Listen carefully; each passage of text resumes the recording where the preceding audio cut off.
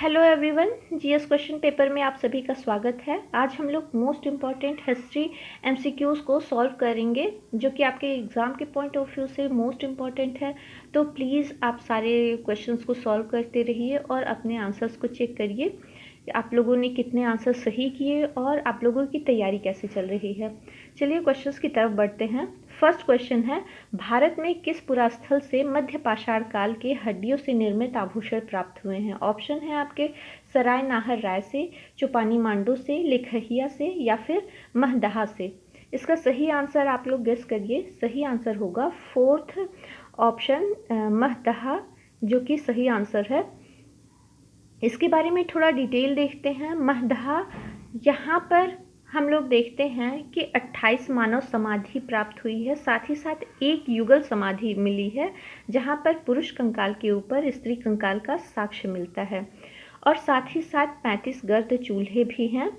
इसके साथ साथ मध्य पाषाण काल की सर्वाधिक महत्वपूर्ण उपलब्धि जो थी वो मनुष्य को पशुपालक बनाना था। यहाँ से पशुपालन का भी हमको साक्ष्य मिलता है। इसके साथ साथ तीक्ष्ण तथा परिष्कृत औजारों का प्रयोग मध्य पाषाण काल के लोग शुरू कर दिए थे। इन सारे साक्ष्यों को मिलने के साथ साथ ही यहाँ पर तीर कमान का भी विकास देखने को मिलता है। महदहा उत्तर प्रदेश तथा सराय नाहर राय दोनों भारत में मध्य पाषाण काल के प्राचीनतम स्थल हैं जो कि उत्तर प्रदेश से प्राप्त होते हैं। साथ ही साथ लंघनाज, महदहा, सराय नाहर राय ये तीनों स्थान गर्द चूल्हे के साक्ष्य व इसके साथ साथ पशुओं की जली हुई हड्डियां भी यहाँ से प्राप्त हुई हैं मध्य पाषाण काल की। और सबसे पहला मानव अस्थि पंजर मध्य पाषाण काल से ही मिला है। ये शायद मध्य प्रदेश का आदमगढ़ जिला है, वहाँ से सबसे पहला मानव अस्थिपंजर मिला है, आदमगढ़। चलिए नेक्स्ट क्वेश्चन की तरफ बढ़ते हैं। कौन सा हड़प्पा कालीन स्थल 3 भागों या चरणों में विभक्त है? ऑप्शन है आपके लोथल, धौलावीरा, कालीबंगा, सुतकोजी। इसमें से कौन सा ऑप्शन आपको सही होगा? तो वह स्थल हड़प्पा कालीन जो 3 भागों या चरणों में विभक्त था वह है सेकंड ऑप्शन धौलावीरा। धौलावीरा के बारे में थोड़ा सा और डिटेल हम लोग देख लेते हैं जहाँ से क्वेश्चंस भी बने हैं। धौलावीरा हड़प्पा कालीन जो पुरास्थल है उसका एक महत्वपूर्ण और सबसे बड़ा नगर हमको देखने को मिलता है। यहाँ पर अनेक जलाशय के भी प्रमाण मिलते हैं और यहाँ पे जो किलेबंदी की गई थी उसके लिए पत्थर को सबसे ज़्यादा यूज़ किया गया था, और साथ ही पत्थर को पॉलिश करने की भी तकनीकी हमको धौलावीरा में देखने को मिलती है। और त्रिस्तरीय नगर योजना देखने को मिलता है। साथ ही अपने समय में क्षेत्रफल की दृष्टि से सैंधव कालीन स्थलों में सबसे बड़ा शहर धौलावीरा कहलाता था। सैंधवकालीन या सिंधु सभ्यता के लोग, जैसा कि आप लोग पढ़े होंगे, घोड़े से परिचित नहीं थे, फिर भी यहाँ पर घोड़े की कलाकृतियाँ और उनके अवशेष मिलते हैं। घोड़े के अवशेष नहीं, वहाँ उनकी कलाकृतियों के अवशेष मिलते हैं। साथ ही श्वेत पॉलिशदार पाषाण खंड मिलते हैं जिससे पता चलता है कि सिंधु घाटी के लोग पत्थरों को पॉलिश करने की कला से परिचित थे। इसके साथ साथ सैंधव लिपि के 10 ऐसे अक्षर प्रकाश में आए हैं जो कि काफ़ी बड़े हैं और विश्व की प्राचीन अक्षरमाला में महत्वपूर्ण स्थान रखते हैं। चलिए नेक्स्ट क्वेश्चन की तरफ हम लोग बढ़ते हैं। निम्नलिखित राजाओं में से किसने अकबर के पूर्व तानसेन को संरक्षण दिया था? ये आपके यूपी पीसीएस में भी क्वेश्चन पूछा गया है और भी कई एग्ज़ाम्स में जो स्टेट रिलेटेड है। तो मोस्ट इम्पॉर्टेंट क्वेश्चन ये भी बन जाता है कि किन राजाओं ने अकबर से पूर्व तानसेन को संरक्षण दिया था? ऑप्शन है भाट्टा के रामचंद्र सिंह, या फिर मालवा के राज बहादुर, मेवाड़ के राजा उदय सिंह, या फिर गुजरात के मुजफ्फर शाह। तो इसका सही आंसर क्या होगा? इसका सही आंसर होगा ए ऑप्शन, भाटा के राजा रामचंद्र सिंह ने तानसेन को अकबर से पूर्व अपना संरक्षण दिया था। नेक्स्ट क्वेश्चन है, कूट से सही उत्तर का चयन करें। यहाँ पर कुछ सूची दी गई है, ए और बी, उसका मिलान करना है। ए में राजवंश दिया गया है और बी में राजधानियां दी गई हैं। चलिए देखते हैं। पल्लव, पांड्य, यादव और काकतीय दिया हुआ है और इसकी राजधानी है वारंगल, कांची, मदुरई और देवगिरी। इसका सही आंसर क्या होगा? तो आंसर्स को देखने के लिए पहले हमें इसे मिलाना पड़ेगा। तो पांड्य, अभी मैंने पिछले वीडियो में आपको बताया था कि पांड्य की राजधानी मदुरई थी और यादव की देवगिरी, काकतीय की वारंगल और पल्लव की कांची।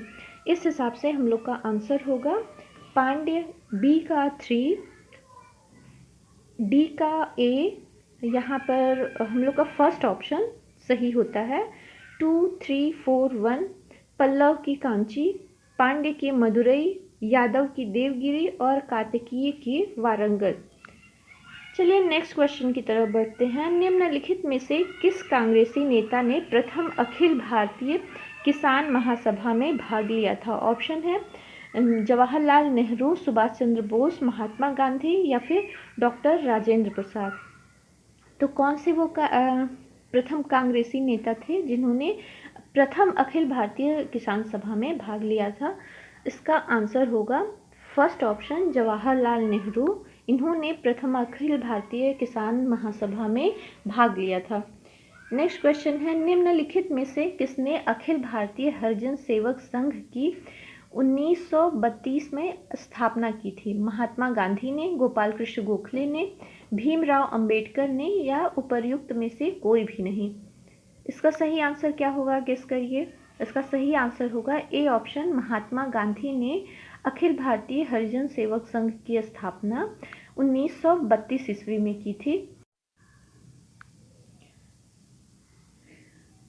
नेक्स्ट क्वेश्चन है कलकत्ता में एशियाटिक सोसाइटी ऑफ बंगाल की स्थापना 1784 में किसने की थी? फर्स्ट ऑप्शन है जोनाथन डंकन, सेकंड है विलियम जोन्स, थर्ड है वॉरेन हेस्टिंग या फिर फोर्थ ऑप्शन चार्ल्स ग्रांट। इसका सही आंसर क्या होगा? सही आंसर है विलियम जोन्स ने कलकत्ता में एशियाटिक सोसाइटी ऑफ बंगाल की स्थापना की थी 1784 ईस्वी में। नेक्स्ट क्वेश्चन है निम्नलिखित में कौन poverty and un British rule in India का लेखक है? ऑप्शन है हेनरी कॉटन, दादा भाई नौरोजी, R.C. दत्त या फिर महात्मा गांधी। किन लोगों ने या किसने इस पुस्तक को लिखा था? तो इसका सही आंसर होगा बी ऑप्शन, दादा भाई नौरोजी ने poverty and un British rule in India पुस्तक को लिखा था। नेक्स्ट क्वेश्चन है हिंदी का पहला समाचार पत्र उदंड मार्तंड जो कि 30 मई 1826 ईस्वी में प्रकाशित हुआ, किस स्थान से प्रकाशित हुआ था? कोलकाता से, प्रयाग से, पटना से या फिर लखनऊ से? ये क्वेश्चन भी बहुत ही ज़्यादा इम्पोर्टेंट है। कई टाइप के एग्ज़ाम्स में इसको पूछा गया है कि हिंदी का पहला समाचार पत्र कौन था? तो उदंड मार्तंड। उसकी स्थापना कहाँ पे हुई थी? तो इसका स्थापना हुआ था ए ऑप्शन, कोलकाता में। आइए इसके बारे में थोड़ा सा और डिटेल में देख लेते हैं। हिंदी भाषा में उदंड मार्तंड नाम से पहला समाचार पत्र 30 मई 1826 ईस्वी में निकाला गया था। इसीलिए 30 मई को हिंदी पत्रकारिता दिवस के रूप में भी मनाया जाता है। और इसके निकाला कौन? पंडित जुगल किशोर जी। जुगल किशोर शुक्ल ने कलकत्ता में एक साप्ताहिक समाचार पत्र के तौर पे इसको शुरू किया था। इसके वो प्रकाशक और संपादक खुद ही थे। तो यहाँ पे आपको इतने सारे पॉइंट ऑफ व्यू मिलते हैं कि समाचार पत्र उदंड मार्तंड जो कि हिंदी का पहला समाचार पत्र था, कब निकला? 30 मई 1826 ईस्वी में। और हिंदी पत्रकारिता दिवस के रूप में इसको मनाया जाता है। साथ ही इसको निकालने वाले कौन थे? पंडित जुगल किशोर शुक्ल जी। और यह एक साप्ताहिक समाचार पत्र था और इसके प्रकाशक और संपादक वो खुद थे। नेक्स्ट क्वेश्चन है बोर्ड ऑफ कंट्रोल की स्थापना किस अधिनियम के तहत की गई थी? सेटलमेंट अधिनियम 1781 या फिर रेगुलेटिंग एक्ट 1773 या फिर चार्टर्ड एक्ट 1813 या फिर पिट्स इंडिया एक्ट 1784। इसका सही आंसर क्या होगा? Last option Pitt's India act 1784 सही आंसर है। चलिए आज के लिए बस इतना ही। अगर जो आपको क्वेश्चंस का सिलेक्शन अच्छा लगा हो और आप लोग अच्छे से आई होप टेस्ट दे रहे होंगे, तो प्लीज़ वीडियो को लाइक शेयर एंड सब्सक्राइब करें। Bye bye.